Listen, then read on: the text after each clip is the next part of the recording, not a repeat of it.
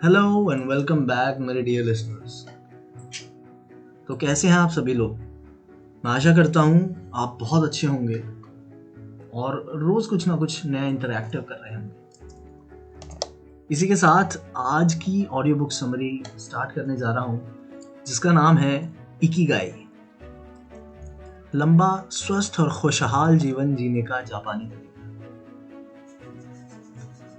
हर इंसान चाहता है कि उसकी जिंदगी बहुत लंबी और खुशियों से भरी हो। साल 2016 में आई ये किताब आपको उन तरीकों के बारे में बताती है जिन्हें अपनाकर जापान के लोग ऐसे ही जिंदगी जीते हैं जैसे वे बचपन से ही खुशहाल हों। ये किताब जापानियों की जिंदगी के हर पहलू को गहराई से समझकर जापानी संस्कृति की पूरी झलक आपके सामने रख देती है। खासतौर पर जापान के उस आइलैंड की जहां लोग 100 साल से भी ज्यादा जीते हैं। अगर आप जापानी कल्चर को जानने में रुचि रखते हैं, या अगर आप 100 साल तक जीना चाहते हैं, या फिर अगर आप खुशी की तलाश में हैं, तो ये बुक आपको जरूर पढ़नी चाहिए। बुक के लेखक हेक्टर को जापान और स्पेन की दोहरी नागरिकता मिली हुई है। वे जापानी संस्कृति के विशेषज्ञ कहलाए जाते हैं। उनकी लिखी किताब अ गीक इन जापान बहुत फेमस हुई। फ्रांसिस ने लव इन स्मॉल लेटर्स और वाबी साबी जैसे बेस्ट सेलिंग किताबें लिखी। हर कल्चर में सीखने लायक अच्छी बातें होती हैं, लेकिन कितना अच्छा होगा ना अगर हमारे हाथ में एक बार में ही लंबा जीवन, जिंदगी का मकसद और मन की खुशी पाने की चाबी लग जाए। आखिर ये सब हमारी बुनियादी जरूरतें तो हैं ही ना। हर कोई चाहता है, या कोई नहीं चाहेगा कि वो बिल्कुल स्वस्थ हो। और हर किसी की इकिगाई अलग होती है, जिसे आप इस किताब की मदद से ढूंढ सकते हैं। इस किताब को पढ़कर आप जानेंगे कि फ्लो क्या है और इसका क्या महत्व है। कराओके किस तरह आपको युवा बनाए रखता है। दोस्ती इस दुनिया का सबसे कीमती तोहफा क्यों है। तो चलिए शुरू करते हैं। जिंदगी में एक उद्देश्य का होना बहुत जरूरी है। हम में से कौन है जो स्वस्थ और मीनिंगफुल जिंदगी जीना नहीं चाहता। अगर इसका रोज मर्रा की जिंदगी से कोई राज है, तो उन्हीं नावा आइलैंड पर उसका खुलासा भी हो जाता है। यह दक्षिणी जापान का एक द्वीप है।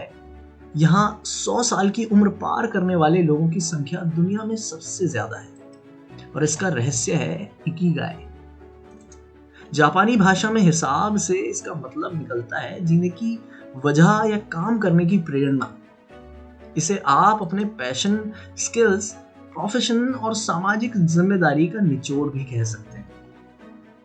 ज्यादातर जापानियों का मानना यह है कि हर किसी के पास उसकी एक इकिगाई यानी डेस्टिनी होती है, और उसका जन्म इसे पाने के लिए ही होता है।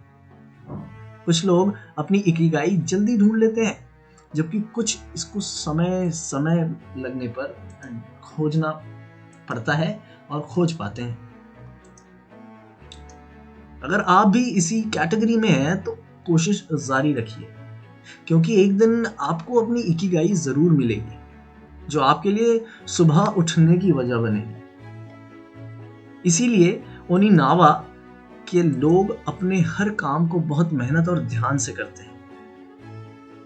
ध्यान रहे दोस्तों, ओकिनावा एक शहर है जापान में जहां पे लोग इस प्रैक्टिस को, इकिगाई को परस्यू करते हैं, और इसी के सहारे बहुत लंबा, खुशहाल और स्वस्थ जीवन जीते हैं। लेखकों को ओकिनावा की किसी पैंट ब्रश फैक्ट्री में एक महिला मिली। उसने सारी जिंदगी ब्रश में एक एक बाल को परफेक्शन के साथ जोड़ना सीखा, और अब वो बड़ी सफाई और एक्सपर्टीज के साथ अपना काम करती है। इकिगाई लंबे जीवन का रास्ता बनाती है। यानी अगर आप अपने जॉब को अपनी इकिगाई बना पाते हैं, तो आपको रिटायरमेंट का ख्याल ही नहीं आना चाहिए। और हाँ, अगर किसी तरह की हॉबी आपकी इकिगाई है जिससे आपको खुशी मिलती है तो उसे कभी नहीं छोड़िए। ओकिनावा के लोग इस नियम का पूरी तरह पालन करते हैं और इस वजह से उम्र के आखिरी सालों तक एक्टिव रह पाते हैं। अगर उनको जबरन रिटायर भी कर दिया जाता है तो वे व्यस्त रहने के कुछ ना कुछ तरीके ढूंढ ही लेते हैं, जैसे कि गार्डनिंग या कोई सामाजिक गतिविधि एटसेट्रा। और इस पक्के इरादे की वजह से उनको फायदा भी मिलता है। वहां 100 साल या इससे ज्यादा उम्र के लोगों पर हुई गई स्टडीज ये बताती हैं कि इन लोगों में दिल की बीमारियां या डिमेंशिया की दर बहुत कम होती है। साइकोलॉजिकल डिसीजेज इंसान की फिजिकल उम्र को भी बताती हैं, जो कि इंटर रिलेटेबल है। अगर आप पढ़ेंगे कि किस तरह एक्टिव माइंड आपको लंबी जिंदगी देता है तो आप पहचान पाएंगे कि इकिगाई का सही मतलब क्या है। आपका मस्तिष्क जितना एक्टिव रहता है और आप जितना कम तनाव लेते हैं उतनी लंबी जिंदगी जी सकते हैं। इस बात को मेडिकल साइंस भी मानता है कि अच्छी जिंदगी जीने के लिए मानसिक और शारीरिक सेहत बहुत जरूरी है। प्रैक्टिकल लाइफ में हम अपने शरीर को स्वस्थ रखने के बारे में तो बताते ही हैं, पर दिमाग की सेहत के लिए शायद ही कोई एफर्ट करते हैं। जिस तरह फिजिकल एक्टिविटी में कमी होने पर तबीयत बिगड़ती है, मेंटल एक्टिविटी में भी कमी भी तरह तरह की परेशानियों को जन्म देती है, खास तौर पर न्यूरल प्रॉब्लम्स को। इसीलिए दिमागी कसरत भी उतना ही जरूरी है जितना कि शारीरिक। न्यूरोसाइंटिस्ट श्लोमो ब्रेजनिट्स का तो ये तक कहना है कि बढ़ती उम्र के साथ लोगों के ब्रेन की फ्लेक्सिबिलिटी कम होने की एक बड़ी वजह ये है कि वे कुछ नया सीखने या करने की कोशिश करते ही नहीं। उनको अपने पुराने रूटीन या लाइफस्टाइल की इतनी आदत पड़ जाती है कि इसे बदलने को लेकर वे बिल्कुल इजी नहीं होते।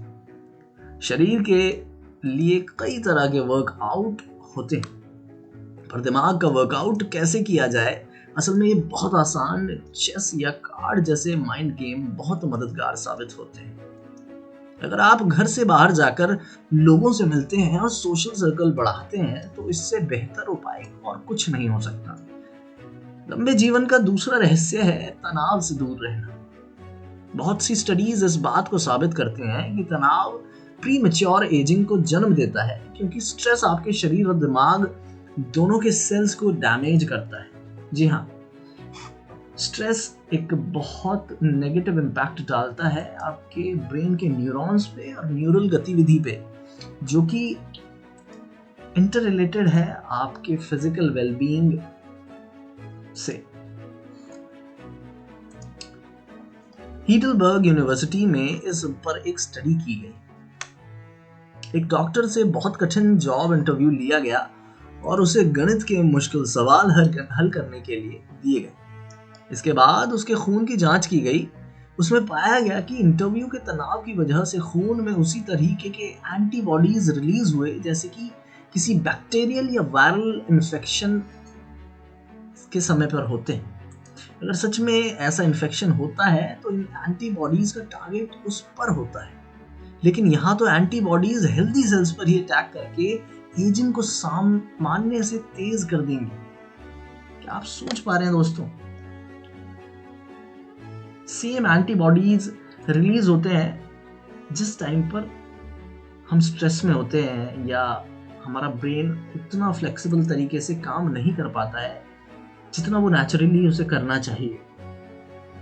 तो अल्टीमेटली वही ब्रेन उसी बॉडी के सेल्स को टारगेट या ट्रिगर करता है और हेल्दी सेल्स पर ही अटैक करके वो अल्टीमेटली क्या रिजल्ट कर रहा है, एजिंग को, जिसको प्रीमेच्योर एजिंग के नाम से जाना जा रहा है। इसीलिए जितना हो सके तनाव से दूर रहना चाहिए। इसके बहुत आसान तरीके हैं। ये आपको अमूमन हर इंसान कहेगा जरूर, पर स्टडीज के मुताबिक आपको पेश करके नहीं दिखाता या इंसान स्टडीज को पढ़ने से बचता है।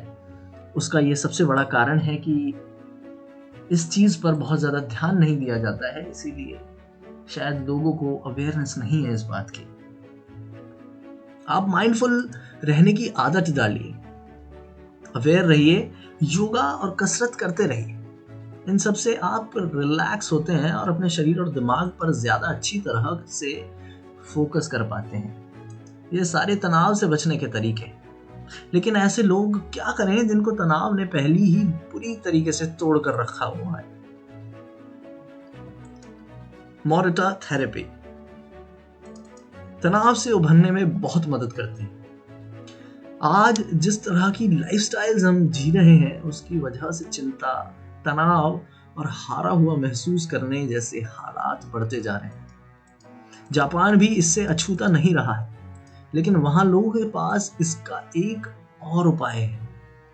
इससे आप भी फायदा ले सकते हैं। इसकी खोज बुद्धिज्म को मानने वाले एक साइकोथेरेपिस्ट शोमा मोरिटा ने की थी।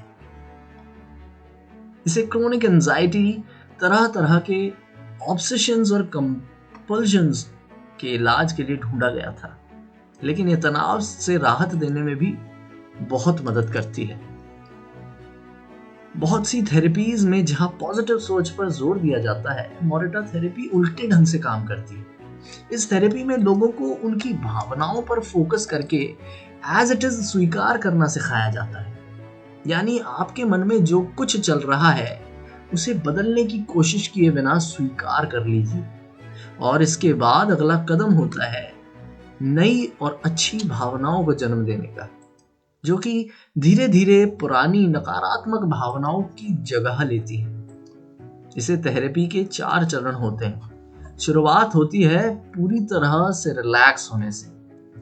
लगभग 1 हफ्ते तक मरीज को बिस्तर पर आराम से लेटे रहने के लिए कहा जाता है। उसे ध्यान भटकने वाली हर चीज से दूर रखा जाता है, जैसे मीडिया, मिलने जुलने वाले लोग, उससे ज्यादा बात भी नहीं करने दी जाती है। एक साइकोथेरेपिस्ट उसे समय समय पर मिलने आते हैं और उसकी कंडीशंस देखते हैं, और वह व्यक्ति बस अपने मन में चल रहे विचारों पर ध्यान देता रहता है।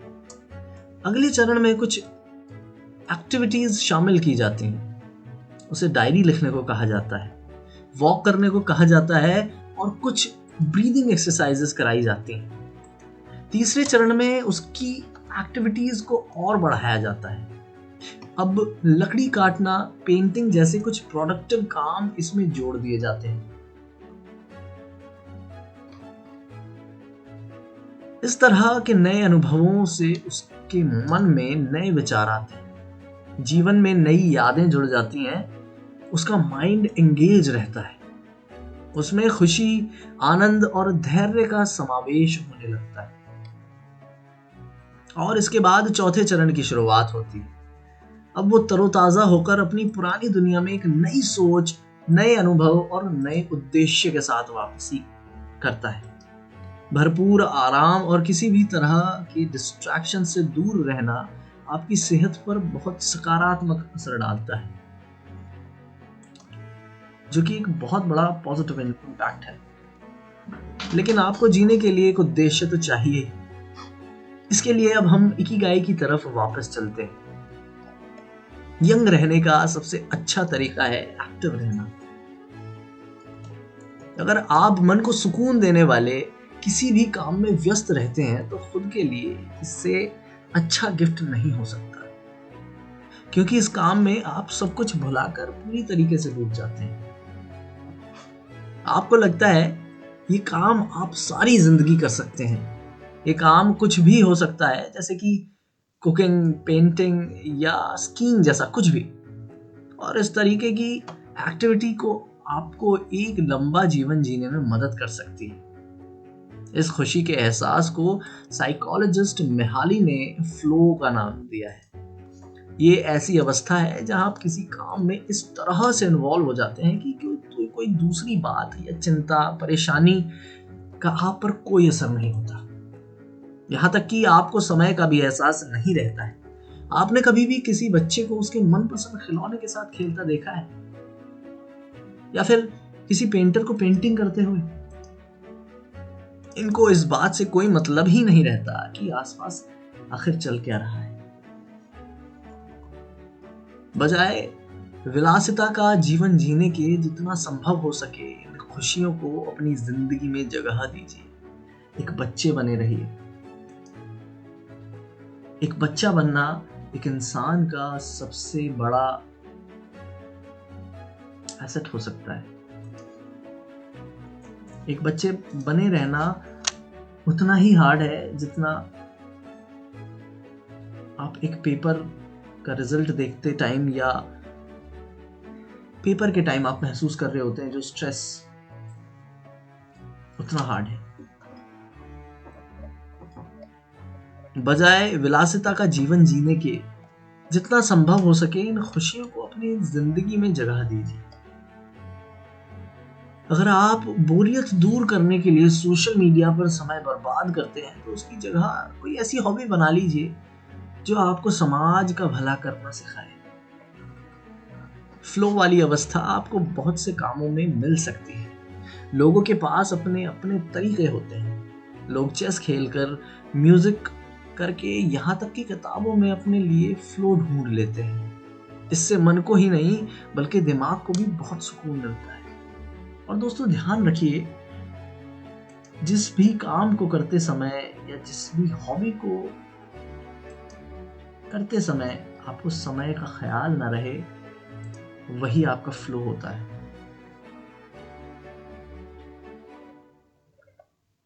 ओकिनावा के लोगों के पास आपको देने के लिए बहुत सी अच्छी एडवाइजेस हैं। अपनी कुछ अच्छी बातें वे खुद बताते हैं, लेकिन इसमें से और भी कुछ ऐड किया जा सकता है। लंबा जीवन बहुत लोग जी रहे हैं, पर आपका जीवन इनसे बेहतर कैसे बना सकते हैं आप खुद। ओकिनावा के लोग जो 100 साल पूरे कर चुके हैं वे आपको कुछ और टिप्स देते हैं। पहली सलाह ये है कि आप बेफिक्र होकर जीवन जीना शुरू कीजिए और हर किसी का अभिवादन करने की आदत डालिए, जिसको ग्रेटिफिकेशन या अफर्मेशन के नाम से जाना जा सकता है। उस भगवान का शुक्रिया अदा कीजिए जिसने आपको ये जीवन प्रदान किया है, जिसकी वजह से आपकी ये शायद सांसें चल रही हैं। उसको थैंकफुल रहिए, उसके लिए ग्रैटिट्यूड व्यक्त कीजिए। दूसरी सलाह ये है कि आपको बच्चों की तरह महसूस करना होगा और बच्चों की तरह बेफिक्र रहना होगा। जब आप बुजुर्ग होने लगते हैं तो इनमें से मेलजोल बना रहता है और आप कभी अकेलेपन महसूस ही नहीं करते अगर आप बच्चे बने रहते हैं तो। इस तरह आपका दिल हमेशा युवा बना रहता है। वे यह भी समझाते हैं कि जिन चीजों को आप बदल ही नहीं सकते उनकी चिंता करके भी क्या होगा, बल्कि आपका तनाव ही और बढ़ेगा। मान लीजिए आप अपने करियर से खुश नहीं हैं, इसकी चिंता में घुले रहने पर आप अपनी परफॉर्मेंस खराब ही करेंगे। इससे बेहतर ये होगा कि आप कोई नई स्किल सीखकर अपने कैरियर को एक नई दिशा दीजिए। ओकिनावा अच्छी आदतें डालने की सलाह भी देते हैं। सुबह जल्दी उठना अच्छा होता है। कुछ समय तक आपको इसके लिए एफर्ट करने पड़ेंगे, लेकिन एक दिन आपको इसकी आदत पड़ जाएगी। इसके फायदे इतने हैं जिसे गिनना मुश्किल है। लेकिन अगर आप 1 घंटा जल्दी उठ जाएं तो सोचिए इतनी देर में कितना काम निपटा सकते हैं। आप सुकून से अपनी चाय का मजा ले सकते हैं, गार्डन और घर को संवार सकते हैं, अपनी हॉबी को टाइम दे सकते हैं। ओकिनावा के लोग ये भी मानते हैं कि उनकी लंबे और स्वस्थ जीवन जीने की एक वजह ये भी है कि वे अपना हर काम खुद करते हैं और खुशी खुशी करते हैं। सब्जियां उगाते हैं, खाना बनाते हैं, घर की सफाई और रोजमर्रा के काम वे खुद ही करना पसंद करते हैं। और दोस्तों ध्यान दीजिए, खुद ही करना पसंद करना। कोई कंपल्शन के बिना जब लाइफ होती है उसको ही फ्लो के नाम से जाना जाता है। बिना किसी कंपल्शन वाली लाइफ जीना कठिन हो सकता है, पर अगर सोचा जाए तो उतना भी कठिन नहीं है। इंसान को अपनी विल पर काबू पाना है और वो अपने आप को ड्राइव खुद करेगा। जापान के लोगों की औसत आयु दुनिया में सबसे ज्यादा मानी जाती है और ओकिनावा के लोग बाकी जापानियों से भी लंबा जीवन जीते हैं। इस बात ने जापानी खान पान को दुनिया भर में एक पहचान दिलाई। ryukyus यूनिवर्सिटी के एक हार्ट स्पेशलिस्ट माकोटो सुजुकी ने 70s के दशक में ओकिनावा के लोगों का भोजन पर बहुत सी स्टडीज की। इसमें सबसे पहली बात यह है कि इनके भोजन में बहुत ही सारी वैरायटीज होती हैं। यहाँ कम से कम 206 तरह के भोजन होते हैं जिसमें बहुत से हर्ब्स और मसाले शामिल हैं। ओकिनावा के लोग फल और सब्जियों की 5 सर्विंग्स रोज खाते हैं और इस बात का ध्यान रखते हैं कि उनकी प्लेट में इंद्रधनुष के हर रंग की एक ना एक चीज जरूर हो। इस तरह खाने को वैरायटी मिल जाती है। उनका बाकी भोजन काफी सादा रहता है। इसमें चावल और नूडल्स जैसे बेसिक चीजें होती हैं। वे नमक और चीनी का इस्तेमाल कम से कम करते हैं। यहाँ तक कि जापान के बाकी लोगों की तुलना में उनकी चीनी की खपत 60% और नमक की खपत 50% तक कम होती है। जबकि जापानी भोजन को दुनिया के सबसे हेल्दी भोजन में से एक माना जाता है। वैरायटी की तरह पोर्शन का भी ध्यान रखा जाता है। उनका मानना है कि आप उतना ही खाएं जिससे आपका पेट 80% तक भरा रहे, यानी आपको थोड़ी भूख बाकी रहे। जापान में इसे हराहाचीबू कहा जाता है। इसका सबसे आसान तरीका है कि आप मीठा ना खाएं या पोर्शन छोटा रखें। ओकिनावन छोटे छोटे बर्तनों में खाना परोसते हैं। इससे लगता है कि आपके सामने बहुत सारा खाना रखता है, जबकि असल में खाने की मात्रा कम होती है। इसमें चावल, सब्जियां, सूप और बीन्स के स्नैक्स होते हैं।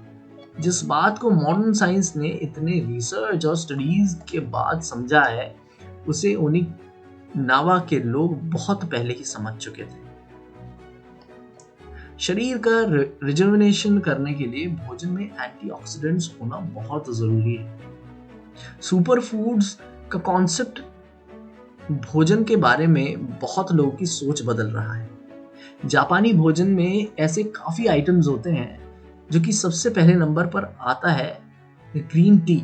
इसमें भरपूर मात्रा में एंटीऑक्सीडेंट्स होते हैं, जो कि स्टडीज से के मुताबिक अगर माना जाए तो ग्रीन टी उम्र बढ़ाने में बहुत मदद करती है और प्रीमेच्योर एजिंग को रोकने में या अवॉइड करने में मदद करती है। ग्रीन टी के पत्तों को हवा में सुखाया जाता है। इसे फर्मेंट भी नहीं किया जाता। इस वजह से इसके पोषक तत्व और ऑक्सीडेंट्स नष्ट नहीं होते। ग्रीन टी बैड कोलेस्ट्रॉल कम करती है, ब्लड शुगर लेवल और खून का बहाव सही तरीके से और इन्फेक्शन से भी बचाती है। ओकिनावा के लोग इसमें जैस्मीन मिलाकर इसके फायदे को और बढ़ा देते हैं। इसकी वजह से हार्ट अटैक और इम्यून सिस्टम बेहतर तरीके से मजबूत बने रहते हैं। लेकिन ग्रीन टी सबको अच्छी नहीं लगती। आप इसकी जगह व्हाइट टी ले सकते हैं। ये ग्रीन टी से भी ज्यादा फायदेमंद होती है। ये तो हुई बेवरेज की बात। खाने में शिकुवासा नाम का सिट्रस फ्रूट वहां बहुत पसंद किया जाता है। इसका जूस इतना खट्टा होता है कि आप इसे बिना पानी मिलाए पी ही नहीं सकते। इसमें नोबाइलेटिन नाम का एंटीऑक्सीडेंट होता है। नोबाइलेटिन नींबू और संतरे जैसे फलों में भी पाया जाता है, पर बेशक कम मात्राओं में। पर शिकुवासा में नोबाइलेटिन की मात्रा संतरे से 40% तक ज्यादा होती है। ओकिनावा में इसे बहुत से व्यंजनों में डाला जाता है और बेक करके भी खाया जाता है। आप भी एकदम इस खाने की आदत नहीं डाल पाएंगे। इसकी जगह आप ब्रोकली, सामन, स्ट्रॉबेरी, एप्रिकॉट जैसी दूसरी हाई एंटीऑक्सीडेंट वाली चीजें खा सकते हैं।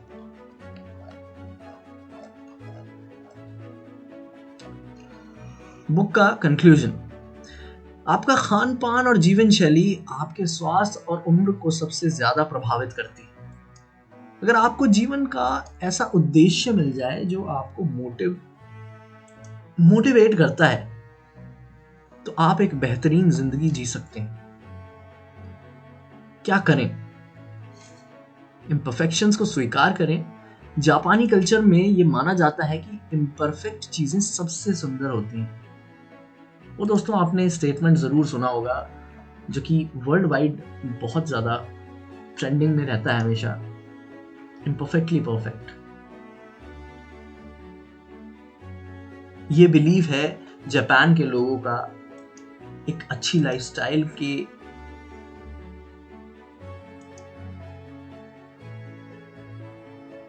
जैसा टूटा हुआ कप। इस कॉन्सेप्ट को वाबी साबी कहते हैं।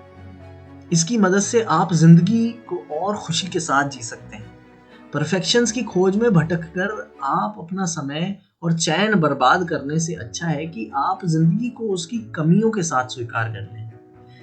इस सोच की वजह से आप ज्यादा एनर्जेटिक होकर और कम तनाव लेकर एक लंबा जीवन जी सकेंगे। तो दोस्तों, आपको आज की ये हिंदी बुक समरी इकिगाई कैसी लगी? कमेंट में जरूर बताइएगा। इसी के साथ मैं माध्यम अंगरीश आपसे जल्द ही मिलूंगा एक नई ऑडियो बुक समरी के साथ। इसी के साथ पढ़ते रहिए और ग्रो करते रहिए। Thank you so much.